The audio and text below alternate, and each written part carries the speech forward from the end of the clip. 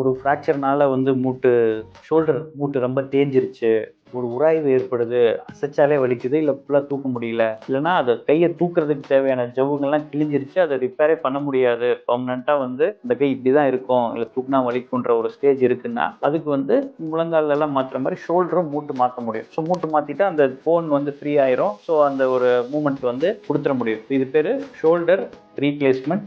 அதில் என்னென்னா முன்னாடி ஒரு டிஸ்அட்வான்டேஜ் என்னென்னா 5 கிலோ வெயிட் கூட தூக்க முடியாது, கையை மட்டும் தான் தூக்க முடியும். அட்லீஸ்ட் கை தூக்குனா போதுன்ற அளவுக்கு பண்ணிட்டு இருந்தாங்க. பட் இப்போ வந்து நிறைய இம்ப்ரூவ்மெண்ட்ஸ்லாம் வந்துட்டதுனால அந்த போன் டு இம்ப்ளான்ட் இன்டெகிரேஷன் எல்லாம் இம்ப்ரூவ் ஆயிடுச்சு. ஈவன் வெயிட்டு தூக்கி வேலைகள் செய்கிற அளவுக்கு, டிரைவ் பண்ணிட்டு போகிற அளவுக்கு கூட கரண்ட் அட்வான்ஸ்மெண்ட்ஸ் வந்துருச்சு. ஜிம் போகிறதுன்றது மேபி ஒரு மினிமல் ரெசிஸ்டன்ஸ் பேண்ட் வச்சு பண்ணலாம், அந்த அளவுக்கு தான். ஒரு ஹெவி வெயிட் வச்சு பண்ணுறது not recommended. But resistance exercises பண்ணலாம். ஸோ ஷோல்டர் ரீப்ளேஸ்மெண்ட் அப்படின்னு சஜஸ்ட் பண்ணியிருக்காங்க டாக்டர்ஸ் அப்படின்னா தாராளமாக வேறு ஆப்ஷன் இல்லாமல் இது லாஸ்ட் ரெசார்ட்டாக தான் பொதுவாக சொல்கிறது. Results are very good.